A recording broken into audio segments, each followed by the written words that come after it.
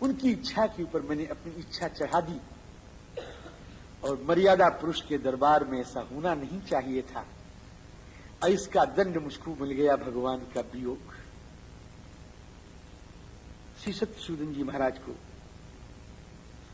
भगवान ने समझाया।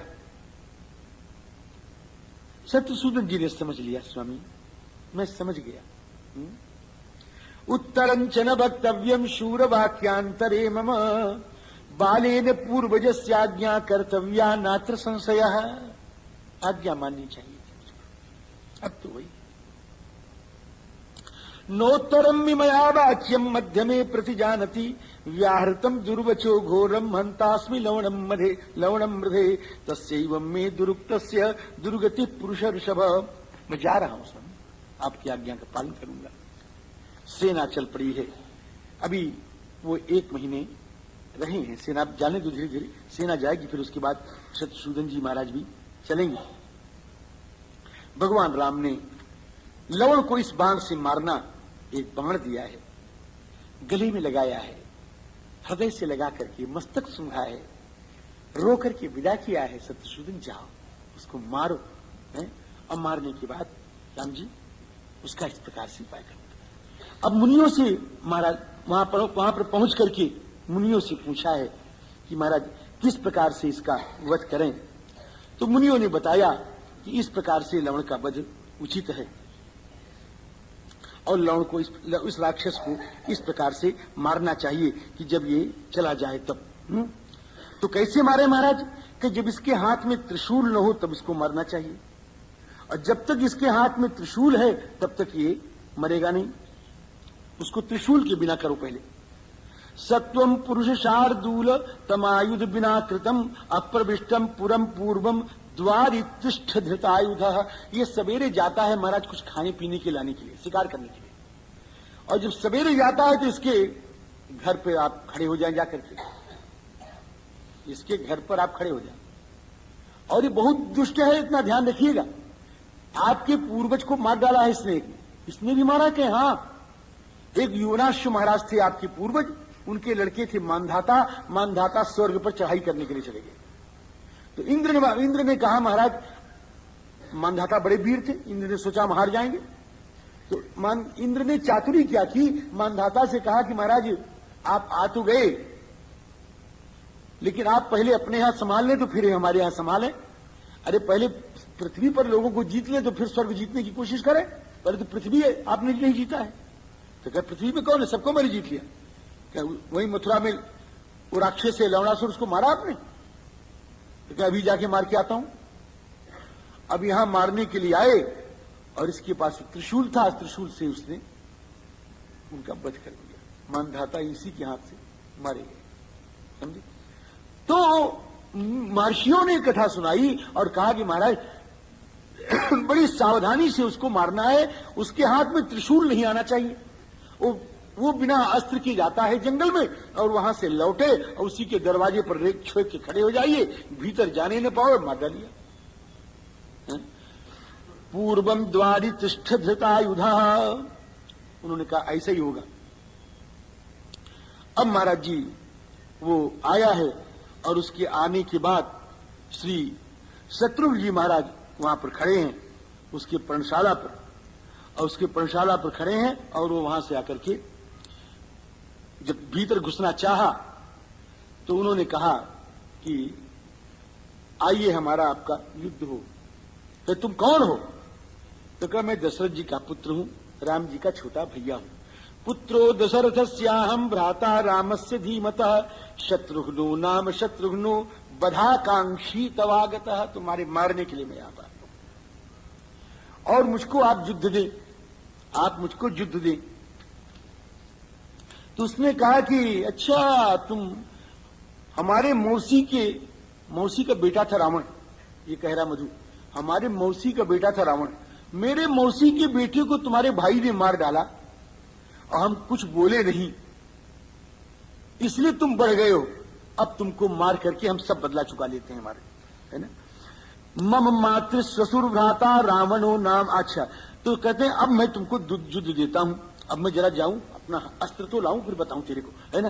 वो कह रहा है तस्य में ते युद्ध कामस्य युद्धम दास्यामि दुर्मते तिष्ठत्वंच मुहूर्तंतु यावद आयुधम आनये। जब तक मैं अस्त्र लाता हूं तब तक तू खड़ा रहे यहां पर।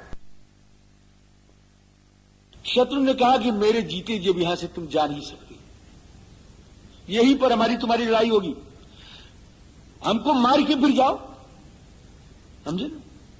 कभी जीवन गमिष्यति, कभी तेरे को बताता हूं मैंने तेरे पूर्वज को मारा है, तुमको मारा, उनको मारा, कि जिस समय तुमने लोगों को मारा है उस समय शत्रुघ्न पैदा नहीं हुआ था। शत्रुघ्नो देव शत्रुघ्न इदम वचनम अब्रवीत शत्रुघ्नो न तदा जाता। जब तुम्हारा पौरुष चला था शत्रुघ्न पैदा नहीं हुआ। यदान्य निर्जितास्तया तदद्य बाणा भी अतो व्रजत्वम यम साधनम। आज अभी पता चल जाएगा आपको सब। महाराज श्री शत्रुघ्न जी महाराज ने भगवान राम के दिए हुए बाण को धनुष पर रख करके श्री राम जी का स्मरण करते हुए छोड़ दिया और राक्षस समाप्त हो गया। देवता लोग आकर के प्रसन्नता करने लग गए, सारे मुनि महर्षि भार्गवादि जितने हैं जय ध्वनि मंगल ध्वनि करने लग गए। और उसी समय देवता लोगों ने कहा कि महाराज कुछ चाहिए, वो सबसे वरदान मांगे। उन्होंने कहा कि हमको और कुछ नहीं चाहिए, ये उजड़ी हुई जो मथुरा की राजधानी है ये बस जाए।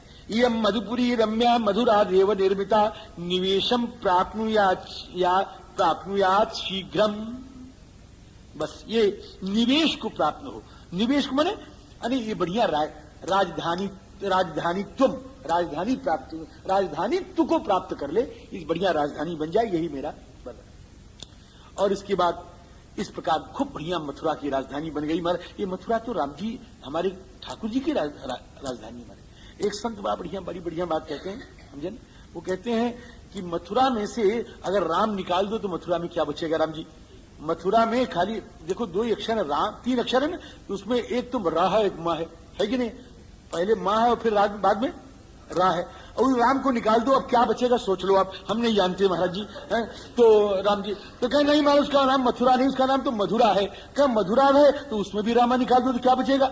अब सोच लो, हमें नहीं बताना है, भाई हम जानते नहीं है, हमने ऐसा सुना एक साधु के मुंह से, वो हमने आपको बता दिया।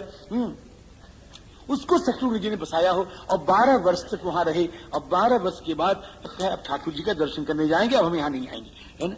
ऐसा सोच के राम जी के यहां आए और राम जी से कहा शत्रुसूदन जी ने कि तच्च युद्धम मया दृष्टम यथावत पुरुषर्षभ सभायाम वासवस्याथ उपविष्टेन राघव। मैंने श्री राम जी तो वाल्मीकि जी महाराज ये तो बीच में जब वहां से चले तो महर्षि वाल्मीकि का भी आश्रम पड़ा। सुनो हो, ये वाल्मीकि जी महाराज का आश्रम बीच में पड़ता है। अयोध्या जी और मथुरा जी जाओ तो कानपुर बीच में पड़ता ही नहीं पड़ता, है ना। तो कानपुर के पास ही है बिठूर, है ना। तो बिठूर जब ये गए थे श्री शत्रुघ्न लाल जी तब भी पड़ा था। तो उस समय महाराज जब गए थे पड़ा तो रात को 12 बजे बड़ी इधर दौड़े लोग, उधर दौड़े, इधर भागे उधर भागे। तो शत्रुसूदन लाल जी ने कहा कि महाराज क्या बात है, आज आपके यहाँ जैसे गृहस्थों के यहाँ भगदड़ मचती है वैसे आप भगदड़ मची हुई है, क्या बात है। और कोई कुछ कह रहा है, कोई कुछ कह रहा है। तो श्री वाल्मीकि जी महाराज ने कहा कि आज मेरी बेटी ने पुत्र पैदा किया।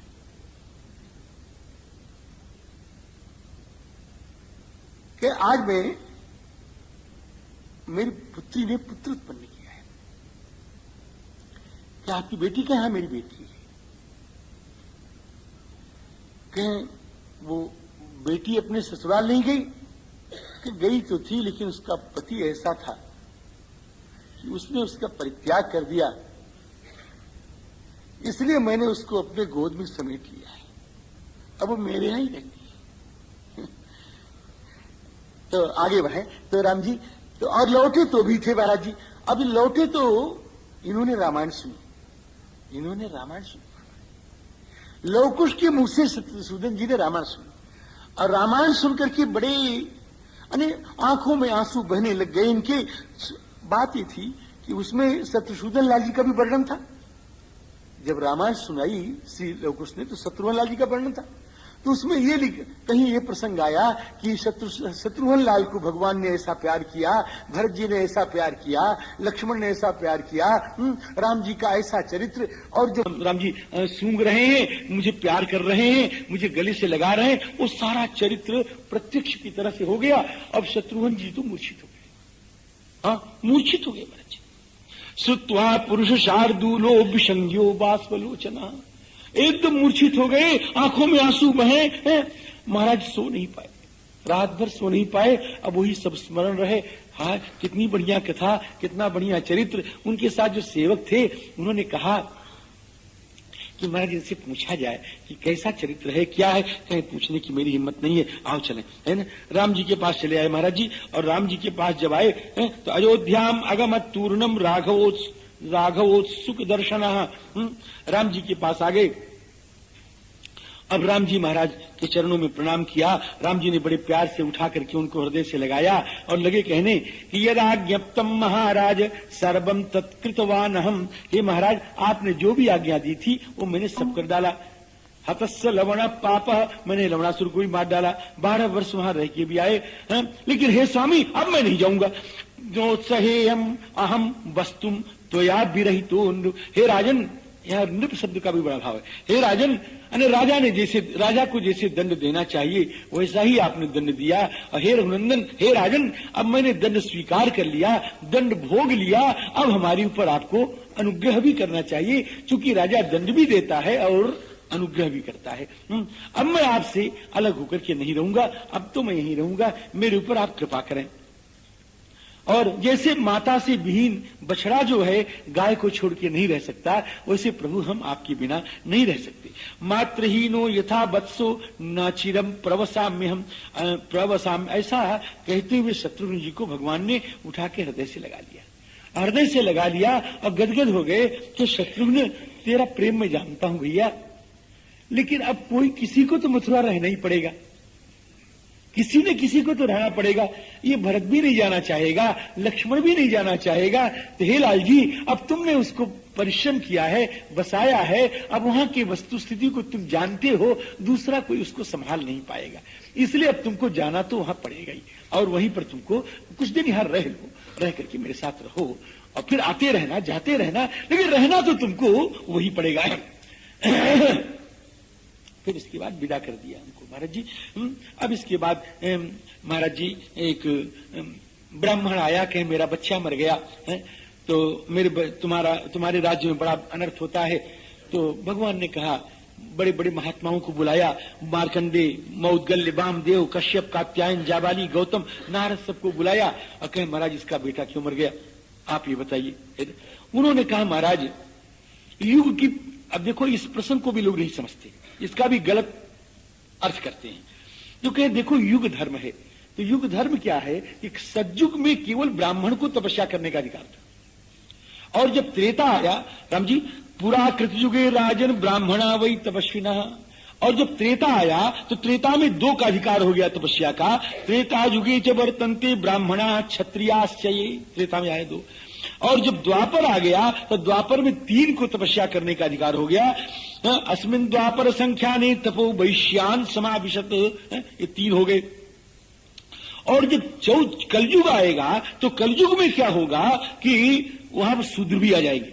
भविष्य शूद्र योन्यामी तपश्चर्या कलौ युगे, तो ये 4 युग हैं और चारों के धर्म अलग अलग हैं। अब ये है त्रेता, वास्तव में उस समय द्वापर आ गया था, उस समय जिस समय की बात है उस समय द्वापर का प्रवेश हो चुका था। आप मुझे समझिएगा, राम जी का प्राकट्य तो त्रेता में हुआ है, लेकिन द्वापर का प्रवेश संधि उसकी आ चुकी थी, इसलिए कह रहे हैं कि राज अस्मिन द्वापर संख्यानी, अस्मिन वर्तमानी। तो राम जी, तो इस समय जो है शूद्र को अधिकार नहीं है तपस्या करने का, और शूद्र तपस्या कर रहा है, उस पाप से ये मर गया, उस पाप से मर गया। भगवान ने जाकर के उसका वध किया है, और वध किया है उसके बाद जो उधर मरा इधर ब्राह्मण का पुत्र जिया, ऐसा राम जी हुआ। फिर अगस्त जी महाराज के यहाँ भगवान वहां से चले गए। अगस्त जी महाराज क्या एक बड़ी रोमांचक कहानी है महाराज जी। वो क्या, अगस्त जी महाराज के यहां जब रहे तो अगस्त जी महाराज ने भगवान को बड़ा प्यार किया, बड़ा आदर दिया और उनको कुछ आभूषण दिए। कई आभूषण आप ले लो। तो भगवान ने कहा कि महर्षि, इस आभूषण को लेके हम क्या करेंगे? ये आभूषण लेके हम क्या करेंगे? हमको क्या जरूरत है इसकी? और ये आए कहां से? ये बड़े विचित्र हैं, आए कहां से? तो अगस्त जी ने कहा, इसके पाने की कहानी है। क्या महाराज आप सुनावें हमको? तो क्या देखो, एक बहुत बड़ा जंगल था, बहुत बड़ा वीरान जंगल। उस वीरान जंगल में मैं गया, हमने सोचा यहां तपस्या करने के लिए कोई स्थान मिल जाए। उस वीरान जंगल में तपस्या करने के लिए मैं स्थान ढूंढने लगा तो मुझको एक तालाब दिखाई पड़ा, और बड़ा सुंदर तालाब। उस तालाब में मैं गया तो मुझे अच्छा लगा, मैं वहां कुछ देर खड़ा रह गया। तो मेरे खड़े रहते रहते वहां एक विमान उतरा, और उस विमान में बड़े बड़े राजपुरुष थे, देवता थे, अप्सराएं थी, ये थी वो थी। और वहां एक सजा सजाया बढ़िया, मुकुट बढ़िया पहने राजा निकला विमान से। उस राजा ने क्या किया, वहां पर एक मुर्दा पड़ा था, और उस मुर्दे को देख के मुझे बड़ा आश्चर्य हुआ। पहले तो मुर्दा, राजा ने क्या किया, वो कपड़ा उपड़ा उतार के महाराज वो मुर्दों खाने लग गया। मुर्दा खा गया महाराज, पूरा मुर्दा खा गया।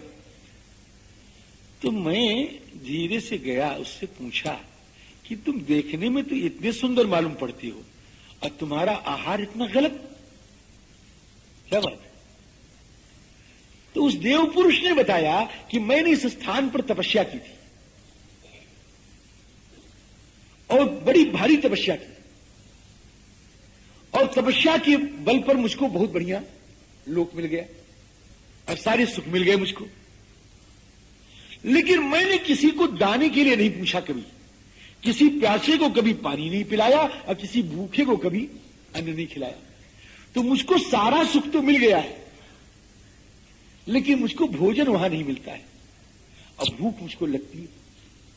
और उस क्षुधा की निवृत्ति करने के लिए, भूख की निवृत्ति करने के लिए मुझे यहां आना पड़ता है।